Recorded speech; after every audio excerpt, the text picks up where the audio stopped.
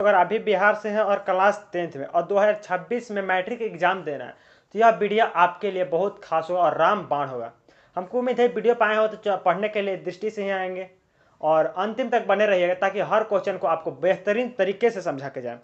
क्योंकि ऐसा देखिए, हर आदमी एक दिन पढ़ के नहीं हो जाता तेज, तो रोज रोज पढ़ने से जैसे कि बूंद बूंद वैसे आप रोज रोज पढ़िएगा तो कुछ ना कुछ नया सीखने को मिलेगा। तो नया सीखना है, कुछ अच्छा करना है। चलिए आइए, पहला क्वेश्चन।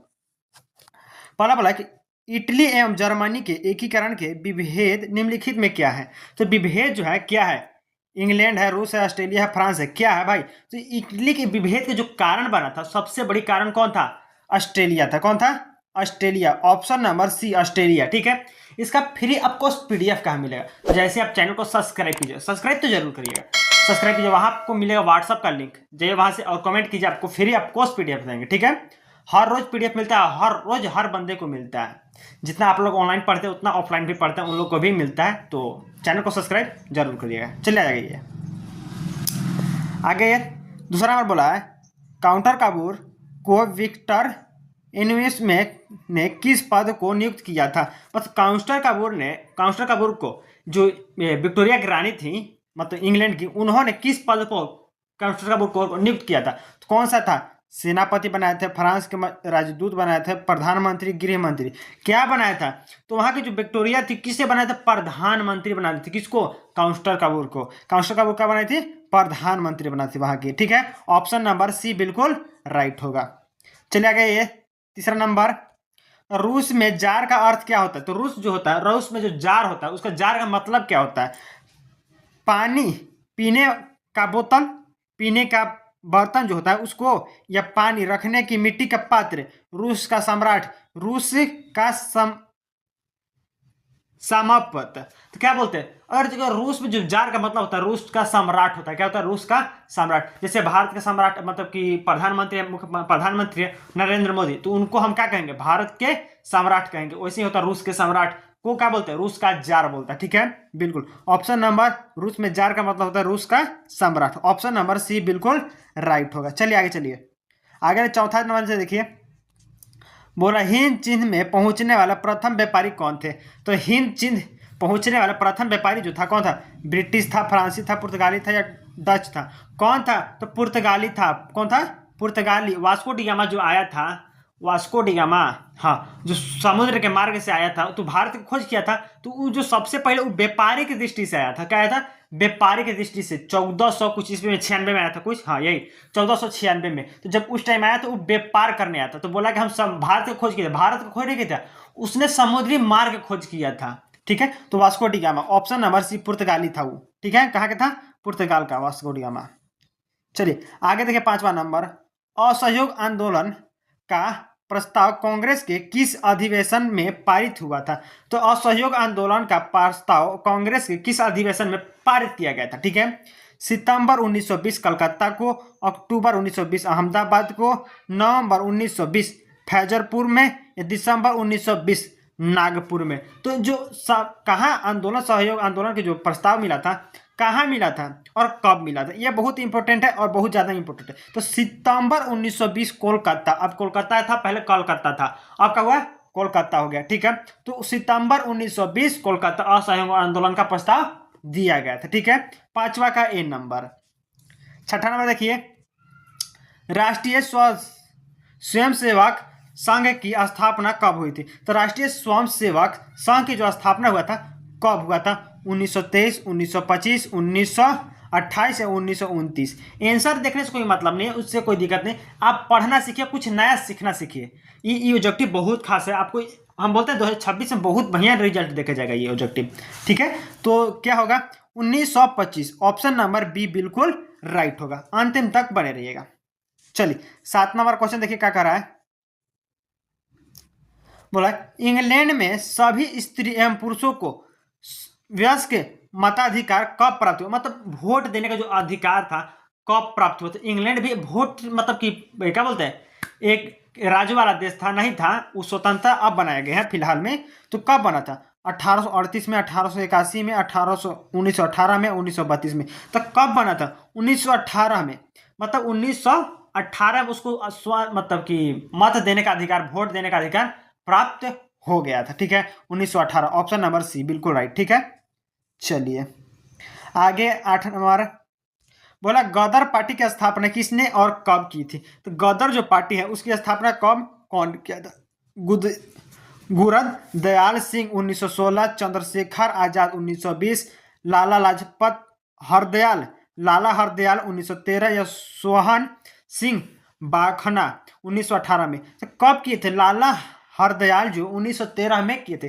किसने किया था, लाला हरदयाल जो 1913 में उन्होंने किया था। ऑप्शन नंबर सी बिल्कुल राइट होगा, लाला हरदयाल 1913 में। कौची कहते गदर पार्टी की स्थापना किए थे लाला हरदयाल। ठीक है, ऑप्शन नंबर सी 8 का। 9 नंबर आ जाइए, जेम्स वाट ने वाष्प इंजन का आविष्कार कब किया था। तो जेम्स वाटसन जो था कब किया था इंजन आविष्कार उस वाष्पन का, 1969, 1775, 1783, 1785। कब किया था, 1779 में, 69 में, 1769, 69 बोले तो उसको 69 में। ठीक है, जेम्स वाटसन ने वाष्पन इंजन का आविष्कार किया था। आ जाइए 10 नंबर बोला है टाटा आयरन एवं स्टील कंपनी की स्थापना कब हुई। तो बहुत ज्यादा मोस्ट इंपोर्टेंट, VVI कह दीजिए इसको। टाटा आयरन एवं स्टील कंपनी की स्थापना कब हुआ था, 1905, 1906, 1907, 1908, 1900 कब में। तो 1907 में टाटा स्टील की स्थापना 1907 में हुआ था। ठीक है, टाटा स्टील कंपनी। आगे जी 11 नंबर, गोल घर का निर्माण कब हुआ था और किस लिए भी हुआ था। देखिएगा गोल घर का निर्माण हुआ था 1757, 1764, 1786, 1857 में। तो गोल घर का जो निर्माण हुआ था पटना में उसका 1786 में। कितना हुआ में, 1786 में। तो किस लिए हुआ था, अनाज का भंडारण करने के लिए, अनाज को संग्रह करने के लिए, ताकि भूखमरी बाढ़ या इस सब से पीड़ित जो होता था पहले ज्यादा होता था उसको रख रखाव करते हुए इंसानों को अधिक मात्रा में क्या हो भोजन को प्राप्ति किया जाए, इसलिए क्या कहते हैं गोल घर को निर्माण किया गया था पटना में। ठीक है, चलिए ऑप्शन नंबर सी 1786। 11 नंबर देखिए, पूंजीपति वर्ग के द्वारा किस वर्ग का शोषण किया गया था। सबसे अच्छा क्वेश्चन यही लगा अभी तक हमको। तो पूंजीपति वर्ग के द्वारा जो है किस वर्ग का शोषण किया था, तो मध्य वर्ग को शोषण ज्यादा किया जाता है। मतलब सभी वर्ग होता है लेकिन मध्य वर्ग को ज्यादा शोषण किया जा रहा है आजकल। श्रमिक वर्ग, मध्य वर्ग, कृषि वर्ग, उनमें से सभी। तो किसको किया जाता है, तो इनमें से सभी होता है लेकिन क्या सबसे ज्यादा होता है मध्य वर्ग में। किसको, तो मध्य वर्ग को शोषण ज्यादा किया जाता है। ठीक है, ऑप्शन नंबर आपका होगा ऑप्शन नंबर डी होगा। ठीक है, 12 का डी नंबर। 13 नंबर का करा है कि विश्वव्यापी अर्थ संकट किस वर्ष आरंभ हुआ था। मतलब संकट, विश्व का संकट कब प्रारंभ हो गया था, 1914 में, 1922 में, 1929 में, 1930 में हुआ था। कब हुआ था विश्व का संकट प्रभावित, 1929 में संकट का पता चल गया था, विश्वव्यापी संकट आ गया था। ठीक है, 1929 में। आगे चलते हैं 14 नंबर, बोला कि महात्मा गांधी ने किस पत्र का संपादन किया था। मतलब किसको बोले थे कि ये पत्र जो है दुनिया के लिए सबसे अच्छा पत्र है। जो पेपर जो न्यूज आज पढ़ते हैं तो न्यूज जो आपको क्या बोलते हैं हिंदुस्तान मिल जाएगा, भास्कर या फलना ढेंगना जो अभी पेपर चल रहा है, इस पर किसको न्यूज को दे, तो यंग इंडिया, कॉमनवेल्थ, बंगाली या बिहारी।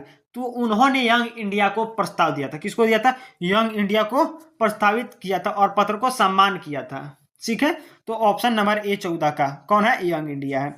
आगे 15 नंबर, गुटेनबर्ग ने सर्वप्रथम किस पुस्तक की छपाई की थी। तो गुटेनबर्ग ने किस सर्वप्रथम किसको छपाई की, तो बाइबल की छपाई की। किसकी, बाइबल की सबसे पहली छपाई हुई थी, बाइबल की। ठीक है, ऑप्शन नंबर 15 का बी बिल्कुल राइट होगा। चलिए इतिहास कंप्लीट हुआ और आते हैं जियोग्राफी मतलब कि भूगोल में। ठीक है, आइए सोपानी कृषि किस राज्य से प्रचलित है। तो सोपानी कृषि जो है कहाँ से प्रचलित है, बिहार से, उत्तराखंड से, पंजाब से, हरियाणा से। कहाँ से भाई, तो उत्तराखंड से। कहाँ से, उत्तराखंड से।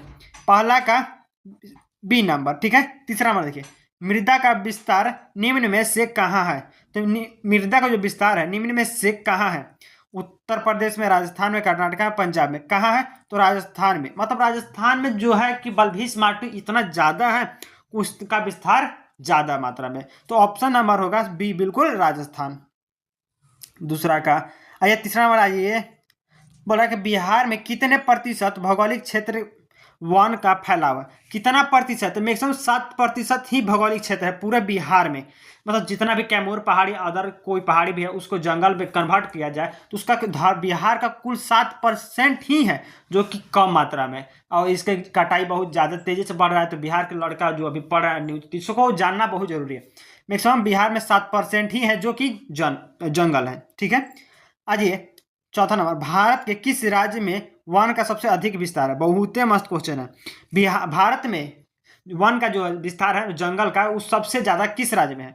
केरल में, कर्नाटका, मध्य प्रदेश, उत्तर प्रदेश। कहाँ है? तो मध्य प्रदेश। कहाँ है? मध्य प्रदेश में। ठीक है, उत्तर प्रदेश यूपी में नहीं है, मध्य प्रदेश में। ठीक है, ऑप्शन नंबर सी। आज ये 5वां नंबर का करा है, टेक्सोल का उपयोग होता है। तो टेक्सोल का जो उपयोग होगा किसके लिए? मलेरिया के लिए, एड्स के लिए, कैंसर के लिए या टीबी के लिए? तो टेक्सोल जो होता है कैंसर के लिए उपयोग किया जाता है। किसके लिए? कैंसर के लिए उपयोग होता है टेक्सोल, कैंसर के लिए। ठीक है, ऑप्शन नंबर सी 5वां का। छठा नंबर देख लीजिए, निम्नलिखित में से कौन सा जानवर केवल भारत में पाया जाता है? वाह क्या बात है भाई, भारत के लिए गर्व की बात है कि सिर्फ भारत में ही ऐसा जानवर पाया जाता है विश्व के। घड़ियाल, डॉल्फिन, हवेल या कछुआ? तो जो घड़ियाल है, घड़ियाल एक शुतुरमुर्ग या मुर्ग की तरह होता है घड़ियाल, वो कहाँ पाया जाता है? तो घड़ियाल जो है सिर्फ भारत में ही पाया जाता है, घड़ियाल। ठीक है, ऑप्शन नंबर छठा के घड़ियाल।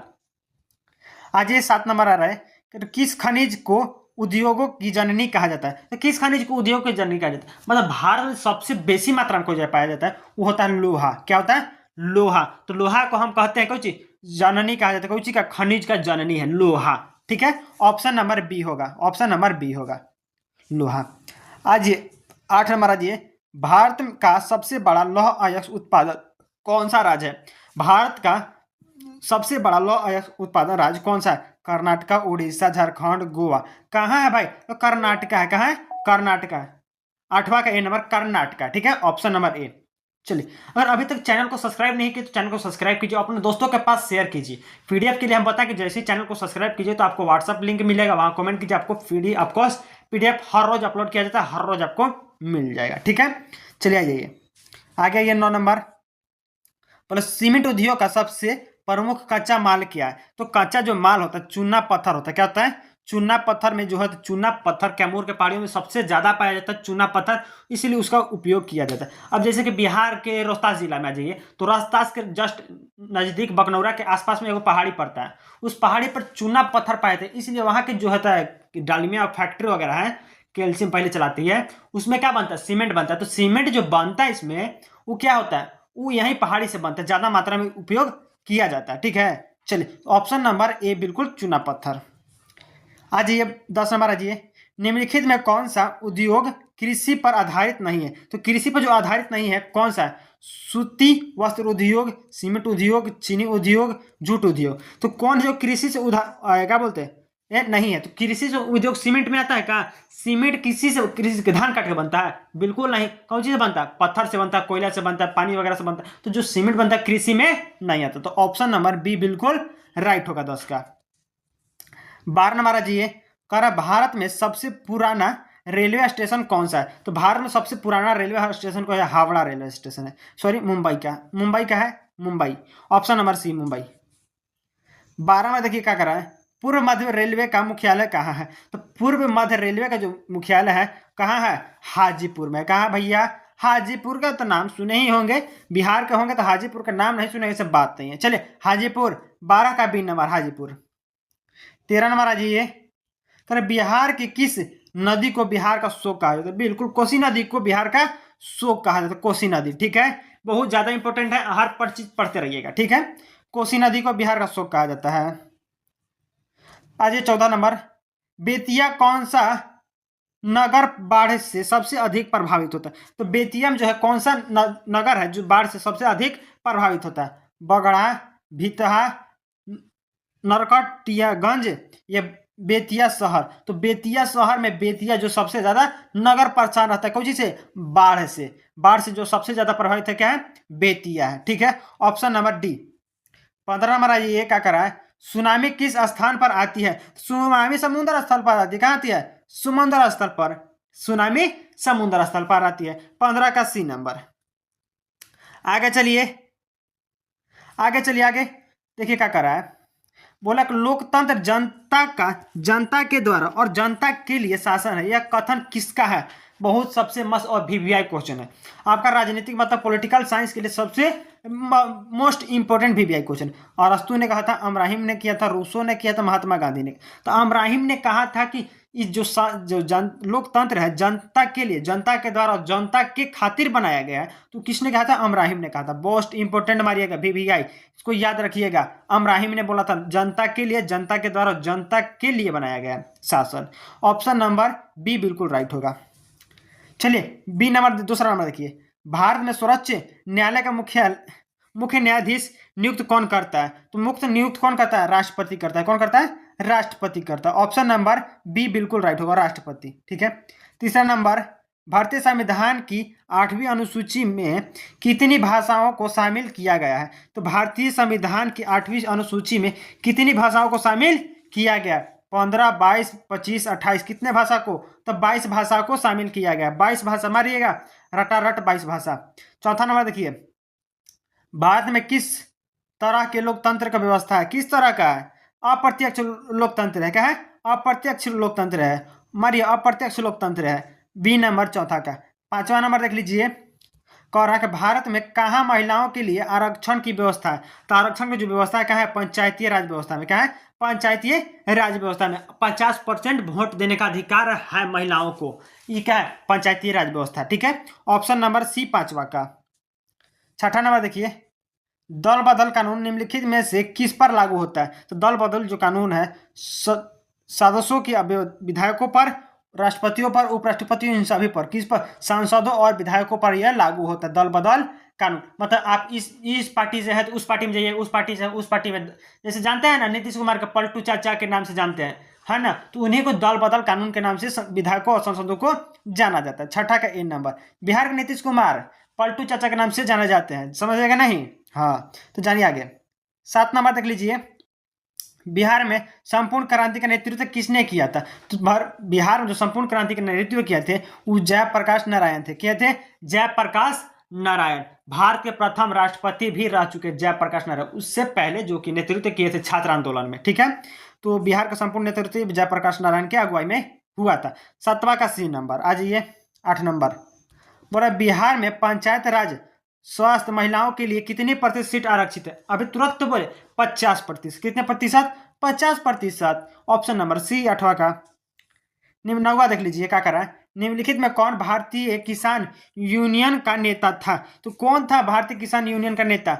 Mahendra Singh Tikait. Mahendra Singh Tikait. Option number C देखिए, option number C Mahendra Singh Tikait. 9वां का सी नंबर। 10 नंबर देख लीजिए क्या कर रहा है, लोकतंत्र की सफलता निर्भर करती है। तो लोकतंत्र की जो सफलता है किस पर निर्भर करती है? नागरिकों की उदासीनता पर, नागरिकों की सहभागिता पर, नागरिकों की गैर कानूनी कार्रवाई पर, या नागरिकों की द्वारा अपनी जाति के हिस्सों पर? तो नहीं, नागरिकों की विवेकताओं और पूर्ण सहभागिताओं पर। ऑप्शन नंबर सहभागिता, ऑप्शन नंबर बी बिल्कुल राइट होगा। ठीक है, ऑप्शन नंबर बी होगा। चलिए, अगर अभी तक चैनल को सब्सक्राइब नहीं किया तो चैनल को सब्सक्राइब कीजिए, लाइक कीजिए और कमेंट कीजिएगा। यहाँ भी यूट्यूब पर भी तो हम आपको PDF दे सकते हैं। धन्यवाद।